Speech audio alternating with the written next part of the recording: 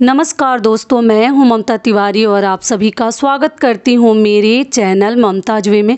कैसे हैं आप सब? तो ये बताने के लिए कमेंट बॉक्स में जय माता दी हमेशा की तरह ज़रूर लिखिए। तो चलिए आज हम इस वीडियो में जानेंगे अक्षय तृतीया।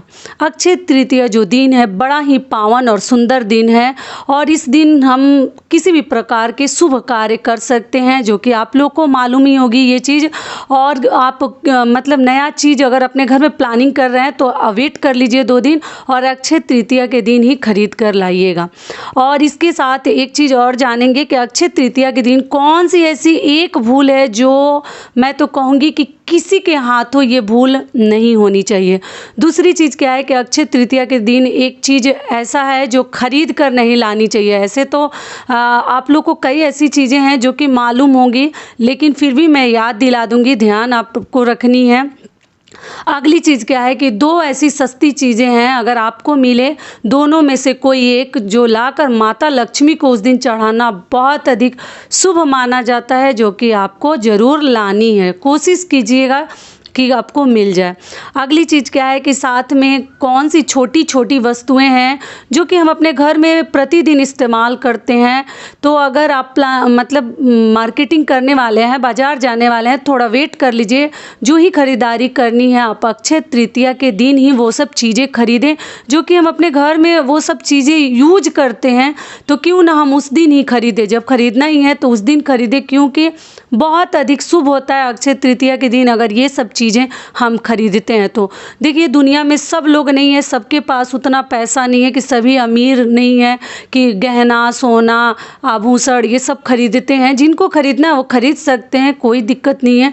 लेकिन मान लीजिए जो सोना गहना हीरा मोती नहीं खरीद सकते, तो उस दिन अपने घर में शुभता बनाए रखने के लिए उनको कई ऐसी चीज़ें हैं ना, जो कि आप छोटी छोटी चीज़ें भी खरीद कर अपने घर में शुभारंभ कर सकते हैं। अच्छी जो कि बोलते हैं ना, माता लक्ष्मी का आशीर्वाद आप प्राप्त कर सकते हैं। तो इसी प्रकार के कई ऐसे महत्वपूर्ण बातें हम इस वीडियो में जानेंगे। तो आप बने रहिए मेरे साथ मेरे चैनल पर। अगर आपको मेरा वीडियो पसंद आता है तो प्लीज़ आप मेरे चैनल को सब्सक्राइब कर दीजिएगा, बेल आइकन को प्रेस कर दीजिएगा, जिससे मेरे वीडियो के नए नोटिफिकेशन आप लोगों के पास सबसे पहले पहुँचे। तो चलिए शुरू करते हैं। तो सबसे पहले आपको बता दूं कि अक्षय तृतीया जो तिथि है, वैशाख माह के शुक्ल पक्ष के तृतीय तिथि को ये पर्व जो है, व्रत जो है हम मनाते हैं। अब बड़ा ही पावन सुंदर और शुभ दिन ये माना जाता है। किसी भी प्रकार के कार्य आप कर सकते हैं। अगली चीज़ क्या है कि अक्षय तृतीया जो है इस साल 2022 में 3 मई को पड़ा है, दिन है मंगलवार। तो मंगलवार है तो हमें कौन सा कार्य उस दिन नहीं करनी है। तो देखिए, मंगलवार के दिन भूल कर भी आपको घर में झाड़ू खरीद कर नहीं लानी चाहिए।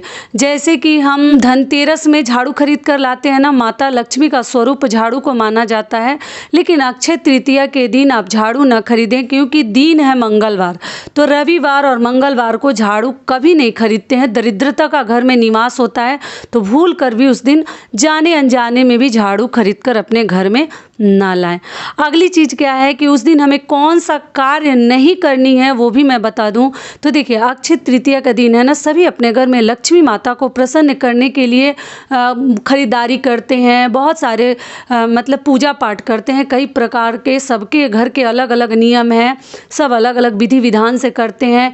जहाँ अपना अस्थाई लक्ष्मी रखते हैं वहाँ भी लोग अपना तिलक चंदन हल्दी कुमकुम लगाकर माता लक्ष्मी की पूजा अर्चना करते हैं। तो वो तो हमें करनी ही है। को ध्यान क्या रखनी है, जो गलती उस दिन हमें नहीं करनी है। आपको अक्षय तृतीया के दिन कोई कितना भी कुछ भी चालाकी से कुछ भी कर ले, कभी उस दिन आपको कर्ज नहीं देनी है किसी को। कोई कितना भी दुखड़ा रोले, या बहुत सारे लोग हैं ना कि झूठ मूठ का भी नाटक करते हैं, दुखड़ा रो के और कर्ज मांगने चले जाते हैं। अगर दुख बीमारी आ जाए, कोई परेशानी आ जाए, किसी का एकदम जान पे बन जाए तो बात ही अलग है।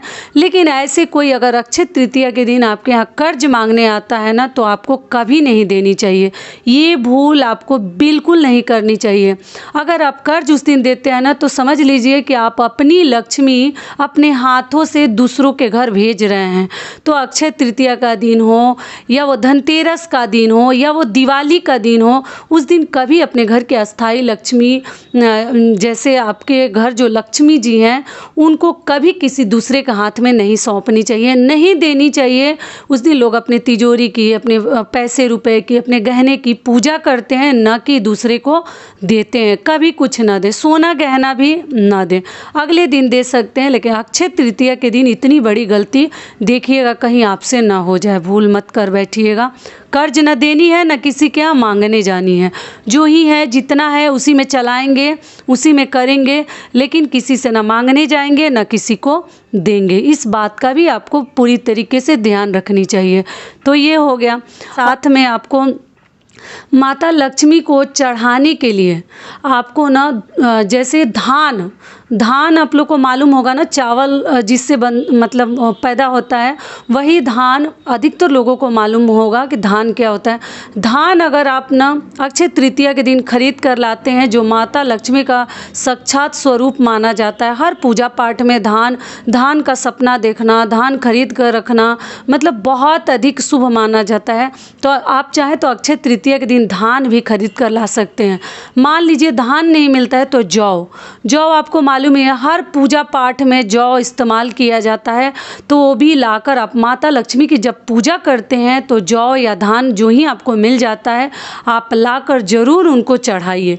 फिर आप लोग पूछेंगे कि उसका हम आगे क्या करें, तो देखिए, चढ़ाने के बाद उसका आप चाहे तो मिट्टी में रोपण भी कर सकते हैं, या पूरे साल के लिए अपने घर में कपड़े में बांध कर रख सकते हैं, या आप चाहे तो प्रसाद स्वरूप पक्षियों को खिला सकते हैं।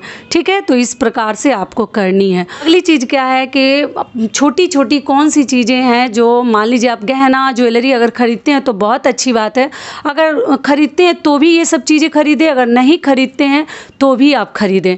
तो क्या क्या खरीदनी है, तो धान और जौ जो कि आपको मालूम ही है। अगली चीज़ क्या है, हल्दी। हम हल्दी तो रोज़ अपने रसोई में, हल्दी जो है ना शुभता का प्रतीक माना जाता है। किसी भी पूजा पाठ में, किसी शादी विवाह में हल्दी हम इस्तेमाल ना करें तो जैसे लगता है कि हर जितनी पूजा पाठ है, जितने घर के कार्य हैं, सब मुझे लगता है रसोई के जो डिशेज हैं, पकवान हैं, सब अधूरा दिखता है। तो इसलिए हल्दी को बड़ा शुभ माना गया है। तो हल्दी आप अक्षय तृतीया के दिन ज़रूर खरीद कर लाएं। साथ में आप चाहें तो पीला मिठाई भी ला सकते हैं, माता लक्ष्मी को चढ़ाने के लिए सफ़ेद मिठाई ला सकते हैं। बतासा भी, जो कि मैं देखते हैं अपने हर पूजा में पीला बतासा रखती हूँ। पीला चीज़ें आप ज़रूर उस दिन पीली चीज़ें खरीद कर लाएं, और पीले वाले बतासा मिले, सफ़ेद वाले मिले तो ज़रूर लाएं। बतासा को भी कहीं ना कहीं मतलब बहुत शुभ जगह पर बेटी बहन की जब विदाई भी करते थे पहले ज़माने में, अभी तो लोग मिठाई देते हैं, बतासा ज़रूर दिया जाता था उनके साथ कि हमारी बेटी जहाँ कहीं भी रहे सुखी और संपन्न रहे। तो ठीक उसी प्रकार से उस दिन हमें अक्षय तृतीया के दिन बतासा भी खरीद कर लानी है, या पीला चंदन भी आप अपने घर में उस दिन पूजा के लिए ला सकते हैं।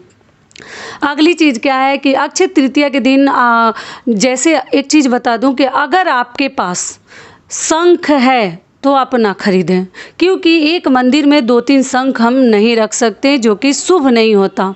अगर नहीं है तो आप अक्षय तृतीया के दिन ही शंख खरीद कर ला सकते हैं, जो कि मैं अपने पिछले वीडियो में बता चुकी हूँ कि आप शंख लाइएगा तो ध्यान क्या रखनी है, गलती मत कीजिएगा कि आपको चिकने वाले शंख लाना है, जो विष्णु भगवान धारण किए रहते अपने हाथ में पकड़े होते हैं, वो शंख आपको खरीदनी है, न कि कांटा वाला शंख, जो ऐसा माना जाता है कि असुरों का शंख उसको कहा जाता है।